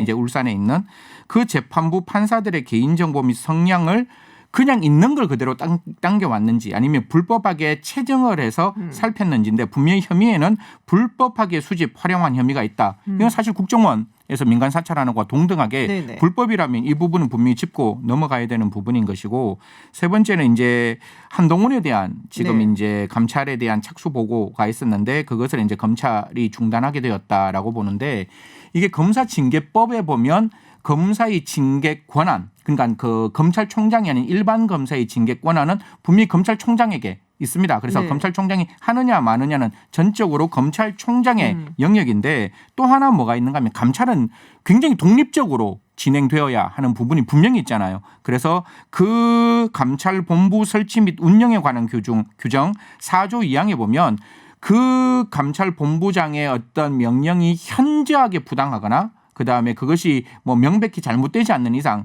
그 감찰은 진행하도록 되어 있는데 과연 이 양자의 균형을 우리가 어떻게 맞춰갈 거냐라는 이제 논점이 만들어지는 것이고 그다음에 이제 나와 있는 게 여전히 이제 한동훈 수사 방해 목적으로 전문 수사단을 꾸렸다. 이거는 부당한 수사 지휘권이다. 한명숙 전 총리 사건 굉장히 문제가 많았고 이 내용에 대해서 여러 어떤 탐사 프로그램에 나왔는데 거기에 대해서 원래는 대검 감찰부에서 이거를 진행하기로 했는데 이걸 대검 인권부로 내려보내고 다시 서울중앙으로 내려보내는 과정에서 대검 차장이 서류를 조금 잘못 인용했다라는 게 나와 있어요. 그래서 이 부분이 만약에 문제가 된다면 이건 대검 차장까지 문제가 될 수 있는 부분인 것이고 그다음에 이게 하나가 이제 한동훈 감찰 사건이 외부로 넘어가는 어떤 감찰의 내용을 외부로 유출시켰는데 이 보도자료에 보더라도 성명불상자에게 넘겼다라는 말이 나오기 때문에 과연 이것이 정확하게 검찰총장에 넘겼는 건지 아니면 다른 소스를 통해서 넘어갔는지는 아마 살펴봐야 되는 겁니다. 그리고 이제 그 기억나시는지 모르겠지만 그 국정감사에서 윤석열 총장이 나와서 저는 왜 야당에서 그 질문을 했는지 모르겠는데 맞추고 난 다음에 뭘 할 거냐라고 하니까 국민의 봉사의 부분을 살펴보겠다라고 이야기하는 게 이제 정치적 해석이 굉장히 많이 입혀질 수 있는 부분이고 과연 이런 정치적 발언을 했다면 정치적 중립 위반 그러니까 검찰청법 43조에 43조 정치적 중립 위반이라고 이야기를 하고 있는 것이고 이제 마지막에 많이 들으셨겠지만 검사 2명이 대검찰청에 갔을 때 여러 가지 어떤 협조 요청을 했는데 협조 요청에 응하지 않았다. 이거는 또 검사징계법이라는 것도 따로 있고 법무부에는 법무부 감찰 규정이라는 게 있습니다. 그 감찰 규정을 나와 있는 내용을 불응하면 그게 감찰의 대상이 되도록 되어 있거든요. 그래서 사실상 법리적으로 따지면 법 규정에서의 어떤 다툼은 검사 윤리 강령 14조 과연 부적절한 만남 사주와의 부적절한 만남이 검사 윤리 강령에 위반되었느냐. 그다음에 착수 보고서 그러니까 즉 감찰본부장이 감찰을 하겠다고 했는데 검찰총장이 그것을 중단시켰는 것이 감찰본부 설치 및 운영에 관한 규정 4조에 위반했느냐. 그다음에 마지막으로 협조 의무를 이행하지 않았는 것이 법무부 감찰 규정에 위반했느냐. 이거는 법리적 문제에 따지는 거고 나머지는 사실관계의 문제인 거죠. 정말로 불법 사찰을 했느냐. 그다음에 그러한 어떤 수사 자문단을 모집하는 게 수사 지휘권에 위배가 되었느냐. 그다음에 그러한 어떤 서류를 그냥 한명숙 전 총리 사건에 대해서 서류를 그렇게 대검 감찰본부에서 인권부로 다시 서울중앙 그 인권 부서로 넘기는 과정에 어떤 서류에 위조가 있었느냐. 그리고 검찰총장이 국정감사에서 했는 게 과연 정치적 중립에 위반되는 발언이냐. 요거는 이제 사실관계를 따지는 법리적 해석의 문제인 것이고 법 규정에 위반되었는지 안 되었는지를 아까 말씀드렸는 세 가지가 문제가 되는 것이고 여기에 대해서 대검이 이제 그 의견을 밝혔는데요. 네네. 대검에서는 이렇게 말했습니다. 검찰의 정치적 중립을 지키기 위해 그동안 한 점 부끄러움 없이 검찰총장의 소임을 다해왔다. 그렇기 때문에 위법하거나 부당한 처분에 대해서는 끝까지 법적 대응을 하겠다라고 나와서 모르겠습니다. 제가 이렇게 막 설명을 했지만 저는 너무 불편한 게 법무부와 대검이 이렇게까지 대척점에서 두 수장이 싸워야 되느냐의 문제는 그냥 법조인의 한 사람으로는 되게 마음이 불편한 부분이고 하지만 그럼에도 불구하고 양자의 문제가 있었다면 그 문제는 분명히 짚고 넘어가야 되는 부분이고 검찰총장이 그러한 어떤 문제가 있었던 부분이 만약에 사실로 드러난다면 차후에 그러한 검찰총장이 그러한 행동을 하지 않게 하기 위해서라도 이러한 감찰은 필요하지만 만약에 정말 대검의 입장대로 위법하고 부당한 처분 즉 정치적 중립이라든가 법률 규정에 위반한 게 없다면 이 부분에 대해서는 법무부도 거기에 대한 후폭풍이 대단하다라고 생각을 합니다. 행정소송이나 이런 쪽으로 그러면 들어가겠다는 건가요? 그렇죠. 이제 대검의 입장에서는 위법 명확하게 그냥 대검의 입장은 딱 그런 것 같아요. 법무부의 이러한 어떤 직무 정지가 분명히 그 검찰 징계법상의 법무부 장관의 권한은 맞습니다. 법무부 장관이 징계 혐의자에 대해서 직무 정지를 명할 수 있다. 그 규정은 있지만 그 명할 수 있는 게 정당한 근거가 있어야 되는데 위법하고 부당한 처분이기 때문에 아마 직무 집행 정지에 대한 배제를 당장 이제 그 법원에 신청하지 않을까. 그래 앞으로 보면 어떻게 보면 대한민국의 최고의 정의를 실현하는 두 개의 부서에서 결국 이 다툼은 법원의 시간으로 넘어갈 수밖에 없는 어떻게 보면 코로나19 때문에 국민들은 굉장히 힘들어하고 있는데 또 저희들이 볼 때 좀 불편한 하지만 반드시 밝혀져야 하는 그런 어떤 시점이 만들어질 거라고 결국에는 생각합니다. 이제 법리적으로 따져야 되는 부분들 플러스 지금 사실관계 이 부분 전부 다 사실 이제 대검 측에서는 지금 이제 소송으로 위법 부당하다 이렇게 위법 부당하다 그리고 정치적 중립을 위해서 윤석열 총장이 뭐 소임을 다해 왔다라고 지금 발표를 했습니다.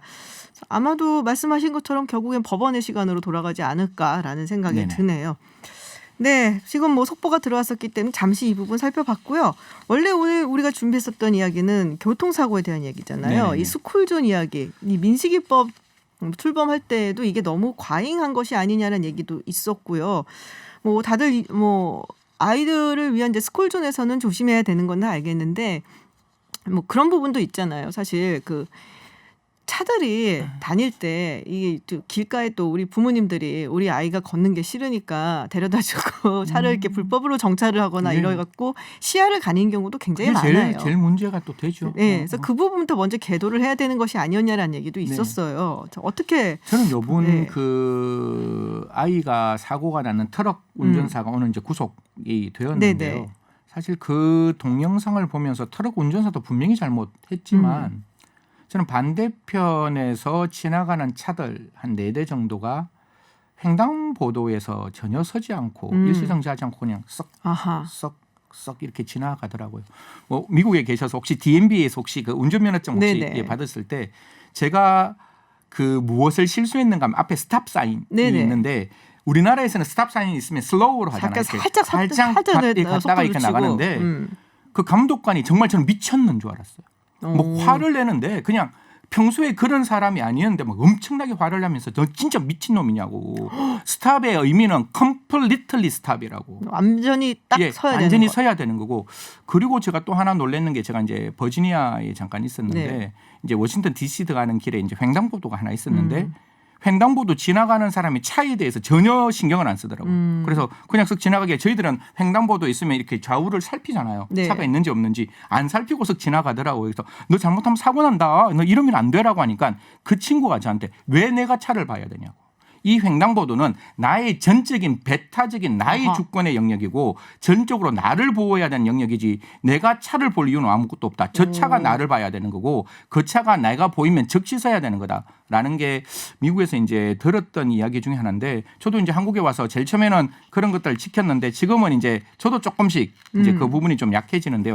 뭐 사실 횡단보도에 제가 이제 서면 뒷차가 크락션을 뭐 굉장히 강하게 누르는 네. 경우도 몇 번 있는데 저는 그렇게 생각합니다. 이러한 어떤 민식이법이 아무리 강조가 돼도 교통문화의 사람 중심의 교통문화가 만들어져야 이런 사고는 발생하지 않는 것이지 아무리 민식이법이 만들어지고 30km 미만으로 아무리 속도 제한을 하고 가중처벌을 하더라도 운전자가 내가 먼저고 사람이 나중이다 생각을 하면 이 문제는 절대로 바뀌지 않거든요. 인식 개선이 먼저다. 그렇죠. 그래서 저는 오늘 뭐 어차피 마지막 시간이니까 저는 꼭 하나 뭐 좀 개선시키고 싶은 게 뭔가 하면 사거리 신호등 보면 사거리 신호등이 우리가 횡단보도를 지나가더라도 앞에서 사거리 신호를 이렇게 볼 수가 있어요. 네. 그런데 외국 같은 경우에는 횡단보도 바로 위에 그 신호등이 만들어져 있어요. 그러니까 횡단보도를 지나가면 그 신호가 안 보이는 거예요. 보이는. 그러니까 횡단보도 분명히 이렇게 뒤로 빠져서 여기서 서야지 이게 보이기 때문에 횡단보도 지나가는 국민들을 보호할 수가 있는 거예요. 아하. 그런 군데가 그런 아이디어가 있었군요. 그런 군데가 몇 군데 있어요. 제가 주장을 해서 한두 군데는 그런 데가 있을 거예요. 그런데 그런 게 전체적으로 다 바뀌어야 돼요.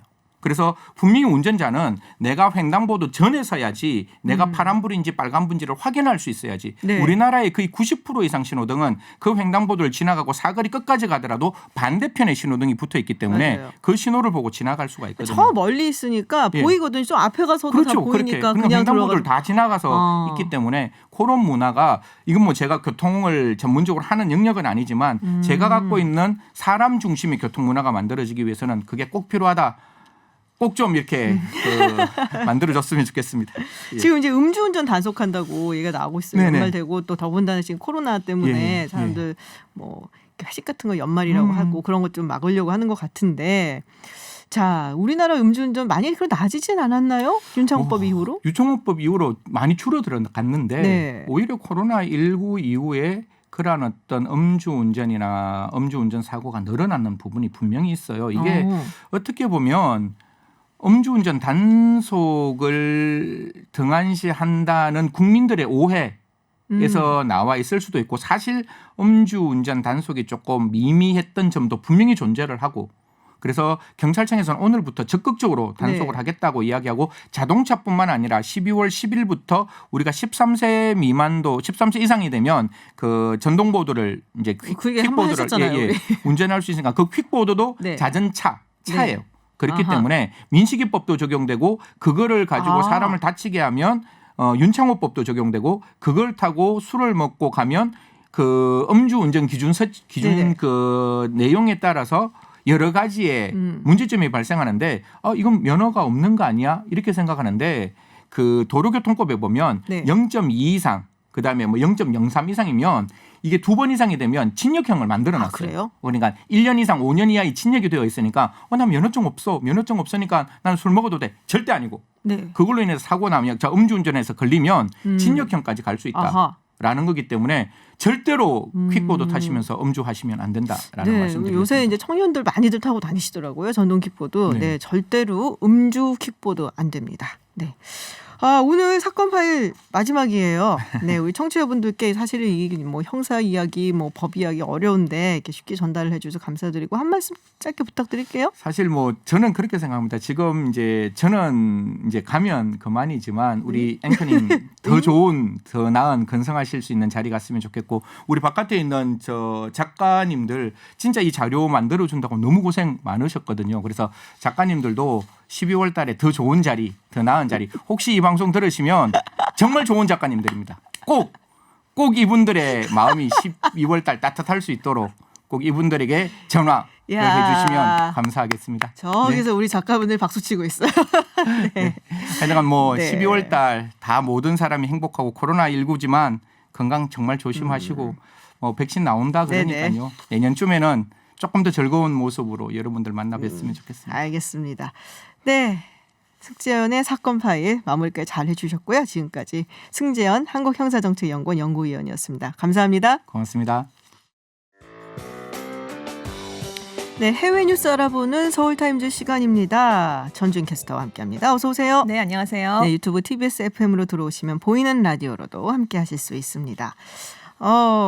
이스라엘 총리 네타냐후 총리가 사우디아라비아를 네. 방문을 해서 빈살만을 만났다는 얘기가 들어왔어요. 비공개로 방문을 했답니다. 근데 다 알려줬어. 네, 그러니까 이스라엘 매체 타임스 오브 이스라엘이 이스라엘 군 라디오 방송 등을 인용해서 네. 이제 보도를 내놨는데요. 네타냐후 총리가 22일에 비밀리에 사우디를 갔답니다. 그래서 빈살만 왕세자, 유럽과 중동을 순방 중이던 폼페이오 미국 국무장관을 만났다. 이런 보도를 내놨는데 여기에 정보기관이죠. 모사드 수장이 동행을 한 것으로 알려졌고요. 사우디 홍해에 있는 도시 네옴에서 빈살만 왕세자를 만났다 이렇게 알려졌는데 네. 지금 비행 추적 사이트를 지금 추적을 해봤더니 그 네타냐후 총리가 탄 것으로 추정되는 전용기가 이 네옴에 착륙했다가 그날 밤에 다시 이스라엘로 돌아온 것으로 지금 나타나긴 했습니다. 그래서 뭐 월스트리트저널도 사우디 정부 소식통들을 인용해서 네타냐후 총리가 빈살만 왕세자랑 외교관계 수립, 이란 문제 등을 논의했는데 실질적인 진전은 보지 못했다. 이런 보도를 내놓기도 했어요. 이게 만약 사실이라면 이스라엘과 사우디의 최고위급 지도자가 만난 건 이번이 처음이라고 합니다. 일단 네타냐후 총리한테 사우디에 갔느냐고 네. 물어봤더니 시인도 부인도 하진 않았습니다. 갔다는 얘기도 갔다는 얘기죠. 많이 들리죠. 근데 교육부 장관이 이제 사우디 방문설과 관련해서 놀라운 성과다. 그래서 사실상 확인해 준 게 아니냐 이런 해석이 나왔고요. 사우디 정부는 회담 보도에 대해서는 일단 부인을 했습니다.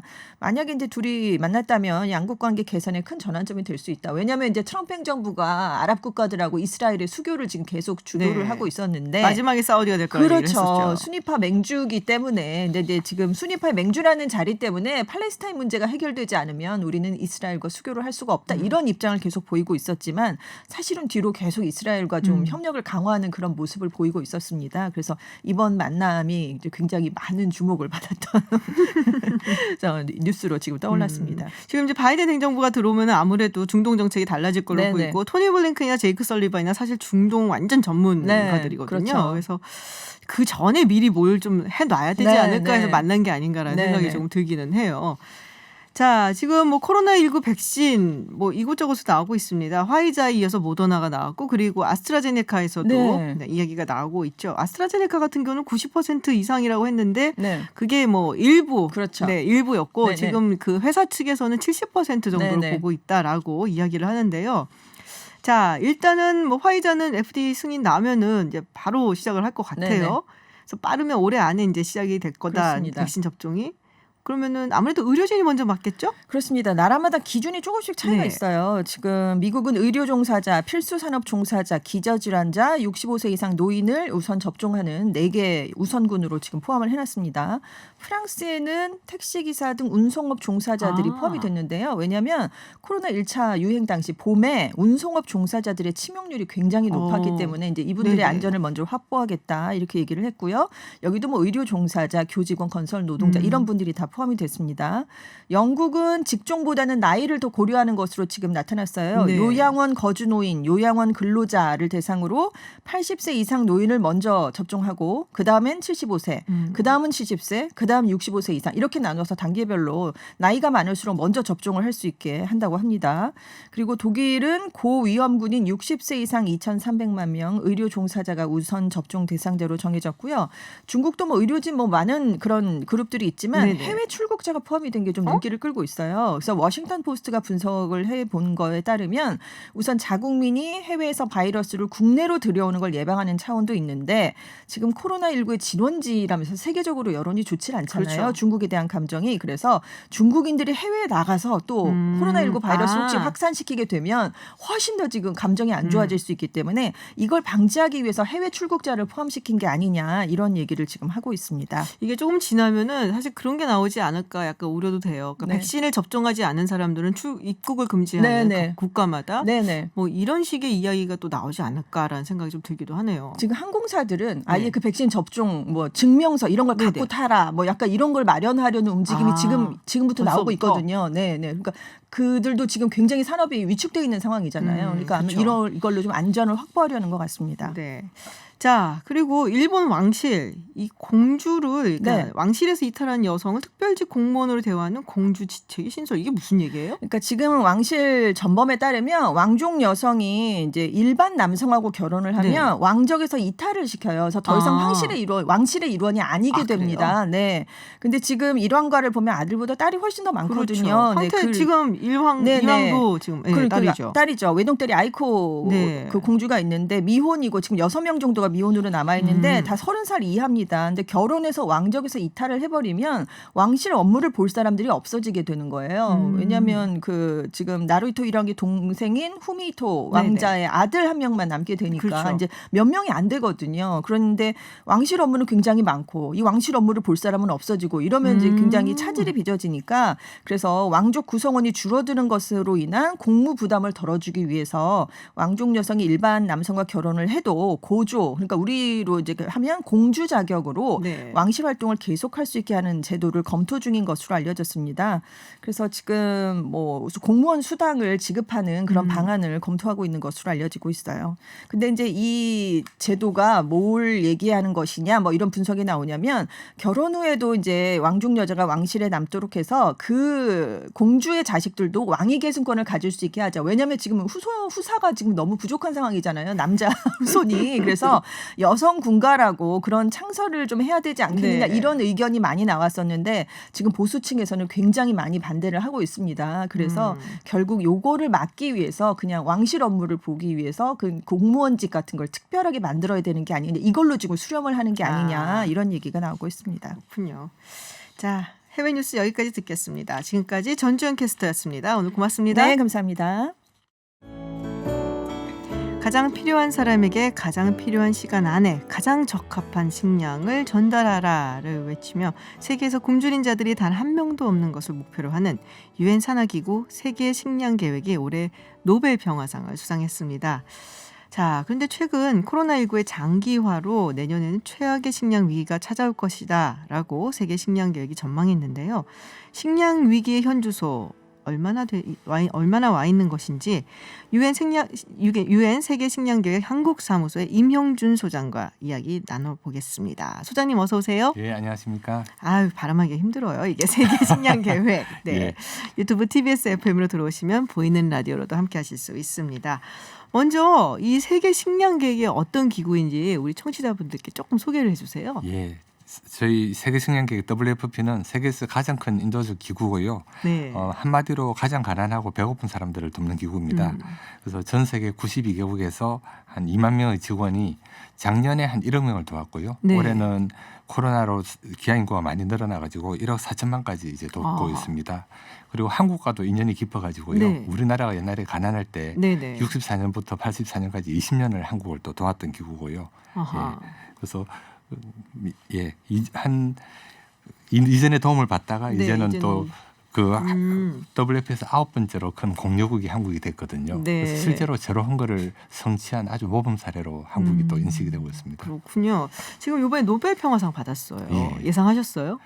2017년, 18년도에 외신들이 좀 얘기를 하긴 아하. 했었거든요. 그래서 제가 18년도에 로마 본부에서 이제 높은 분들하고 회의를 하고 있었는데 네.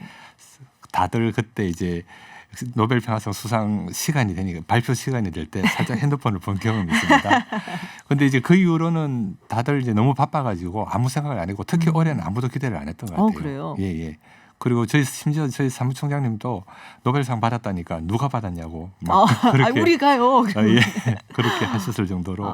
그런데 저희 본부에 딱 들어가면 오른쪽에 추모벽이 있거든요. 네. 수십 명이 이제 순직하신 분들이 계십니다.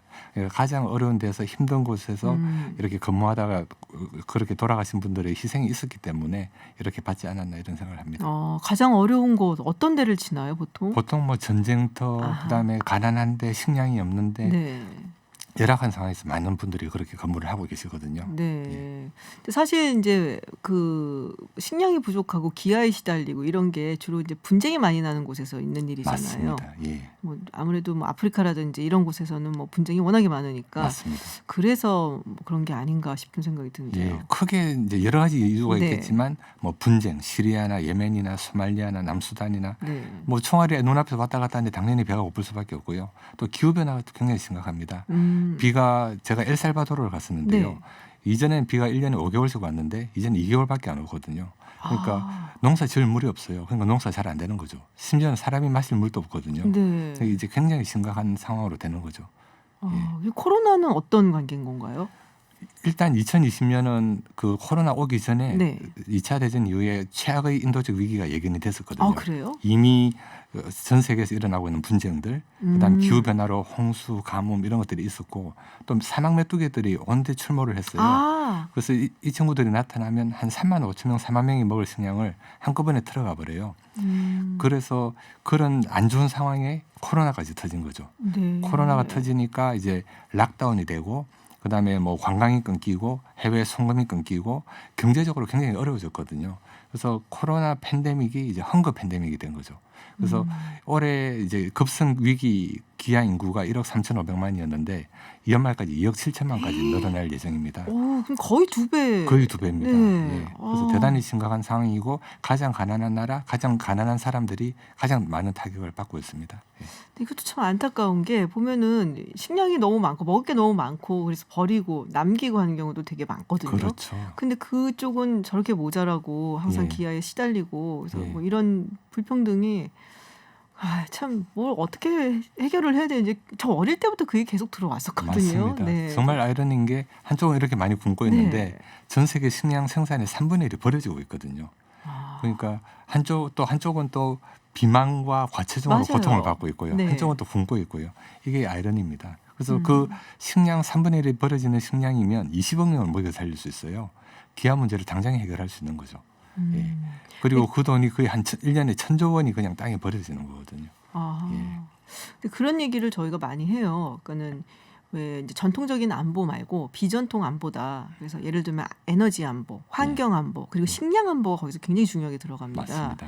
그러니까 이게 식량이라는 것이 우리가 뭐 그냥 잘 먹고 잘 살고 있으니까 신경 안 쓰고 있지만 이게 어느 순간 보급되거나 이런 것들이 끊기고 자급자족이 부족한 상황이 된다고 했을 때 그거는 어떻게 할 수 없는 거거든요. 단순히 뭐 총이나 칼이나 뭐 아니면 탱크나 이런 문제가 아니라 이걸로 인한 안보가 굉장히 중요하고 그거를 우리가 꼭 가지고 있어야 된다고 하는데 우리나라가 식량 안보가 굉장히 취약하다는 얘기를 들었어요. 예. 밀 같은 경우는 1%밖에 자급자족이 안 되니까 이제 거의 전량 수입한다고 보면 되고요. 네. 이제 2009년도에 한 53% 정도 자급률이었는데 이제 2019년도에는 한 10% 정도 떨어졌어요. 그래서 잠깐 전체 식량 예, 자급자족률이요? 예. 그밖에 안 돼요? 근데 많은 양을 수입을 하는 거죠. 근데 그나마 다행인 거는 쌀 같은 경우는 여전히 네. 저희가 이제 100% 이상 충당을 하고 있고 그 중에 일부는 또 저희 WFP를 통해서 5만 톤을 예멘, 케냐, 에티오피아, 우간다 가장 이제 필요한 식량이 필요한데 네네. 주고 있거든요. 그래서 한국 쌀이 한 300만 명을 지금 돕고 있어요. 2018년부터. 네. 그리고 이제 쌀이 퀄리티가 너무 좋아가지고 또 이디오피아에서 설문조사를 했더니 한 94%가 굉장히 만족한다 이런 다행이네요. 통계도 있었습니다. 예. 근데 그럼 굉장히 심각한 거 아닌가요? 그렇게 그렇죠. 빵이 요새 많은데 빵가게도 많고 거의 전량을 수입하고 있다. 거의 전량을 밀가루를. 수입을 하는 거죠. 예. 이게 소비가 느려갖고선 더 그런 건가요? 아니면은 뭐 여러 가지 이유가 있을 것 네. 같고요. 그리고 또 올해 코로나가 막 발생했을 때 식량 수출국이었던 뭐 러시아가 밀을 네네. 좀 수출을 중단한다든지 베트남이 쌀을 수출을 중단한다든지 식량 생산 자체는 작년보다 좀 늘었거든요. 네. 근데 이제 그런 행위로 인해서 이제 위기감이 조성이 돼 가지고 또 식량 가격이 또 이렇게 영향을 받고 이런 경우도 있었죠. 그렇군요. 자, 지금 뭐 코로나19로 인해서 여러 가지 이제 뭐 경제적으로도 어려운 상황이고 어디 가기도 어려운 상황이잖아요. 예. 특히 이제 뭐 우리 뭐 세계 식량 계획 같은 경우에는 오지에 가서 많이들 도와주시다 보니까 가야 하는데 굉장히 좀 제약이 많겠어요. 올해 예. 같은 상황에는. 예, 근데 저희는 이제 저희가 식량 원조를 끊어버리면요, 사람들이 당장 생명의 위협을 받거든요. 그렇겠죠. 그러니까 다른 사람들은 다 떠나도 저희는 떠날 수가 없죠. 그래서 끝까지 이제 버티고 끝까지 남아서 이제 그 주민들을 챙기는 게 저희가 하는 활동이고요. 그래서 하여튼 뭐 저희 직원들이 굉장히 고생을 많이 합니다. 보통은 아주 오지에 있으면 이제 몇 개월 일하면 한 주 정도 휴가도 주고 이러는데 네. 지금 비행기가 잘 안 다니고 그게 안 그러니까 되는군요. 1년 내내 그냥 휴가도 못 받고 계속 일하고 있는 거예요. 그래서 아이고. 정말 안타깝고 그렇습니다. 예. 소장님은 어디 가보셨어요? 저는 첫 임지가 이제 중남미였고요. 네. 그다음에 아프리카에 있었고 또 아시아 라오스에서도 있었고요. 또 저희 본부가 이태리 로마에 있는데 네네. 로마에도 있었고. 예. 로마에 계셨던 것이 가장 편안한 지역이었다고 해야 근데 되나요? 로마는 그냥 본부라서요. 네. 일 자체는 그렇게 재미가 없어요. 가장 보람을 많이 느끼는 네. 데는 현장에서 실제로 사업을 하면서 사람들을 돕고 그때 되게 보람을 많이 느끼거든요. 그러니까 이런 곳에서 일하시는 분들이 예. 저러세요. 편한 곳에서는 보람을 못 느낀다, 재미가 예. 없다, 너무 예. 좀 지루하다라는 말씀을 하시고 예. 정말 막 아까 말씀하신 것처럼 막 총알이 왔다 갔다 하고 정말 예. 기아가 막 숨쉬고 있고 정말 예. 이런 곳에 가서 정말 살아있음을 느끼면서 봉사를 하는 예. 뭐 저 같은 범인으로서는 뭐 상상하기 힘든 그런 말씀이신데 거기 가면 그냥 효과가 보이거든요. 굶주려서 쓰러져 죽어가는 아이가 식량을 받고 다시 살아나서 살이 붓고 웃고 뛰어놀고 이게 너무너무 기쁘거든요. 그래서 그런 것들이 이제 굉장히 저희 피를 끓게 하고 그 심장을 뛰게 하는 것 같습니다. 예. 네. 자, 지금 뭐 코로나19 때문에 뭐 여러 가지로 조금 힘들 것 같은데 세계 식량 계획 같은 경우에는 뭐 어떤 활동 같은 것에 변화가 있었는지 그러면 뭐 못 오는 거 말고요. 휴가 때문에. 변화가 많이 있습니다. 일단 그 옛날에 이제 식량들을 배급을 할 때 네. 많은 사람들이 모여서 했잖아요. 네네. 그런데 이제 코로나 전염 가능성이 있기 때문에 분배 장소를 아주 많이 늘렸습니다. 그래서 한 군데서 사람들이 모여서 또 감염이 되면 안 되기 그렇죠. 때문에 분배 장소를 많이 늘리고 또 이 기간도 한 달에 한 번씩 주던 거를 2달에 한 번, 3달에 한 번 더 많은 양을 줘서 자주 안 오게. 그래서 그런 방역적인 차원에서도 신경을 많이 쓰고 있고요. 옛날에는 이제 가장 가난한 사람들을 돕기 위해서는 보통 시골에 수혜자들이 있었거든요. 그런데 이번에 코로나로 인해서 도심에 이제 빈민들이 굉장히 많이 생겼습니다. 네네. 그래서 이제 도심 지원도 이제 많이 늘어났고요.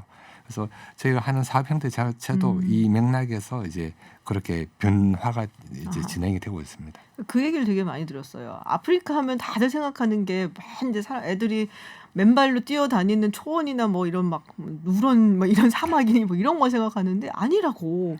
도시가 분명히 있고 그리고 거기에 사실 빈민들도 많다. 도시에 많죠. 있는 빈민들이 사실은 오히려 더 위험하다는 얘기 굉장히 맞습니다. 많이 들었거든요. 예, 예. 네, 자 우리가 아까 버려지는 식량 이야기를 했단 말이에요. 예, 예. 그러면은 조금이라도 도움이 되려면 제가 우리 소장님 같이 아프리카를 가고 중남미를 갈 만한 용기는 네. 없지만 우리가 좀 아낄 수 있는 그런 습관을 길러야 되지 않을까 싶은데요. 저희가 사실은 이제 제로 웨이스트, 제로 헝거 캠페인이라는 거를 네. 지금 하고 있거든요. 그러니까 3분의 1의 식량이 버려지는데 또 이 음식 쓰레기가 기후 변화의 주범인 CO2 가스의 8%를 차지해요. 그러니까 우리 비단 배고픈 사람 못 돕는 것뿐만 아니라 환경 자체를 이제 망가뜨리는 데 큰 네. 주범이 되거든요. 그리고 또 우리가 식당에서 음식 쓰레기를 줄이고 싶은데 너무 많이 줘서 못 먹잖아요. 네네. 다 못 먹는 거잖아요. 그래서 제로 헝거 메뉴라는 거를 이제 만들어요. 그러면 자기 먹을 만큼만 먹고 그럼 식당은 음식 쓰레기를 줄이니까 CO2 가스가 줄어들고 쓰레기통에 갈 뻔한 거의 일부가 배고픈 사람을 돕고 일석사조가 되는 거죠. 그래서 지금 3가지 형태로 하는데 제로 헝거 메뉴를 이제 도입하는 제로 헝거 메뉴. 예, 식당이 이제 두레유의 유현수 셰프가 하는 그 식당에 이제 곧 도입을 할 거고요. 네네. 또 영주시의 선비월드라는 데서 이제 테마파크에 이 제로 헝거 메뉴를 만들었어요. 그래서 내년부터 할 거고 또 두 번째는 구내 식당에서는 자기가 들잖아요. 네네. 들고 식판 스캔 시스템이 있어요. 그 식판을 먹기 전에 스캔을 하면 어떤 음식이 어떤 정도 양이고 칼로리는 어느 정도다가 나오고요. 그다음에 또 먹고 나서 딱 하면 실제로 얼마 먹었고 쓰레기 양이 얼마고 이게 나와요. 그래서 이게 이제 대단히 혁신적인데 이걸 찍는 행위 자체가 사람들이 오늘 많이 버리면 안 되겠다는 생각을 하기 때문에 맞아요. 경각심을 갖게 돼요. 예, 그래서 음식 쓰레기가 많이 줄었고요. 이 부분을 이제 좀 많이 확대할 거고 또 이제 유통기한 만료 제품이 있어요. 이게 이제 유통기한이 되기 전에 사람들이 많이 버리거든요. 그렇죠. 그런데 이것들을 좀 저렴한 가격에 팔고 일부가 또 기부가 되면 그것도 또 좋은 일이잖아요. 그래서 이 세 가지 형태로 해서 저희가 이제 협력을 하고 있습니다. 자, 저희가 시간이 다 돼갖고 빨리 줄여야 될 때 청취자 질문 하나만 답변해 주세요. 단체에서 일하려면 어떻게 해야 되나요? 라는 질문이 들어왔어요. 유엔 기관 같은 데서요. 네네. 예, 뭐 일단 이 분야에 열정이 있어야 네네. 되고요. 그 분야에 대해서 이제 경험을 많이 쌓아야 됩니다. 일단 필요로 하는 실력, 영어라든지 그다음에 이제 전문성, 그리고 이제 인턴이라든지 이런 경험을 쌓으면 또 도움이 많이 될 것 같습니다. 그러면 일단은 한국의 유엔 세계 식량 계획 한국 사무소로 연락을 먼저 해보신다면 어떻게 해야 되는지 자세하게 얘기를 들으시면 될 것 같습니다. 오늘 굉장히 좋은 말씀 주셔서요. 네, 감사드립니다. 네, 여기까지 듣겠습니다. 고맙습니다. 네, 감사합니다. 네, 지금까지 유엔 세계 식량 계획 한국 사무소의 임형준 소장과 이야기를 나눴습니다. 네, 김지윤의 이브닝쇼 오늘 방송은 여기까지입니다. 저희는 내일도 6시 10분에 여러분을 기다리겠습니다. 지금까지 김지윤이었습니다.